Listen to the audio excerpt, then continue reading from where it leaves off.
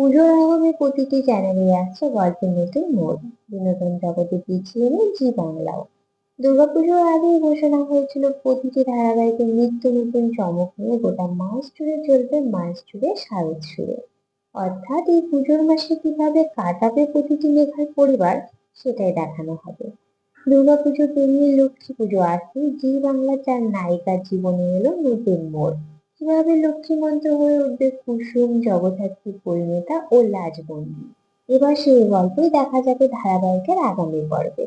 ইতিমধ্যে জগদ্ধাত্রীর গল্পে নতুন মোড় এসেছে। এখনই ধারাবাহিকের গল্প এগোচ্ছে জগদ্ধাত্রী নিয়ে, দুর্গাকে কেন্দ্র করে। ঘরে বাইরে দুর্গার লড়াই যেন আরো প্রিয় হয়ে উঠেছে দর্শকদের। তাই টিআরপি তালিকায় আবারও জায়গা করে নিয়েছে এই ধারাবাহিক। প্রায় 3 বছর ধরে চলছে এই মেঘা। শুরুর দিকে টিআরপিতে প্রথম স্থান ছিল জগদ্ধাত্রী দখলে। মাঝে কিছু তার মান পড়ে গিয়েছিল এই মেঘার।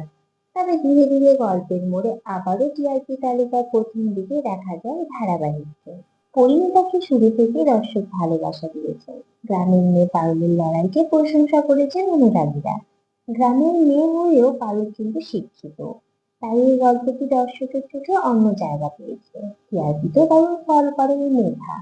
চলতি সপ্তাহে প্রথম স্থান দখল করেছিল পারুল। গল্পে বসু বাড়িতে দুর্গাপুজোর আয়োজন করে পারুল। কিন্তু এখনো পর্যন্ত পরিবারের অনেকেই তাকে তেমন ভাবে পছন্দ করে না। লক্ষ্মীদ্বীপের গীতায় পারুল কি হয়ে উঠতে পারবে সবার পছন্দের সদস্য? উত্তর মিলবে ধারাবাহিকের আগামী পর্বে। অন্যদিকে কুসুমের গল্পেও আসছে দারুণ চমক। ঘটনাচক্রে একটা বিজ্ঞাপনের শুটিং এর জন্য কুসুম ও আয়ুষ্মানের বিয়ে হয়। কিন্তু এই বিয়েকে মন থেকে মেনে নেয় কুসুম। সে মনে মনে নিজেকে আয়ুষ্মানের স্ত্রী ভাবে। তাই সে লক্ষ্মী দেবীর কাছে প্রার্থনা করে যে একদিন যেন দেবী মায়ের মন জিতে সে পরিবারের লক্ষ্মী বউ হয়ে উঠতে পারে। কিন্তু কুসুমের মনের বাসনা পূরণ হবে কি? এদিকে কোণে দেখা আলোয় শুরু থেকেই চলে টান টান উত্তেজনা। গ্রামের মেয়ে রাজবন্দী ও শহরের বনলতার ভাগ্য অদল বদল হয়ে যায়। তারপর থেকে দুজনের জীবনের টানাপোড়েনের শেষ নেই। বনলতা তবুও নিজের জায়গা করে নিচ্ছে। তবে রাজু বয়সে ছোট, সে শহরে এসে হিমশিম খাচ্ছে।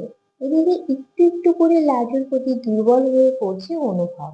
রাজু কি পারবে লক্ষ্মী বউ হয়ে উঠতে? কি লেখা আছে তার ভাগ্যে?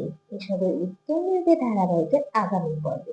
তো বন্ধুরা, এই নিয়ে তোমরা কি বলতে চাও কমেন্ট করে জানাও। ভিডিওটি ভালো লেগে থাকলে লাইক কমেন্ট করে শেয়ার করে দিও। আমার চ্যানেলে নতুন হয়ে থাকলে চ্যানেলটি সাবস্ক্রাইব করে দিও।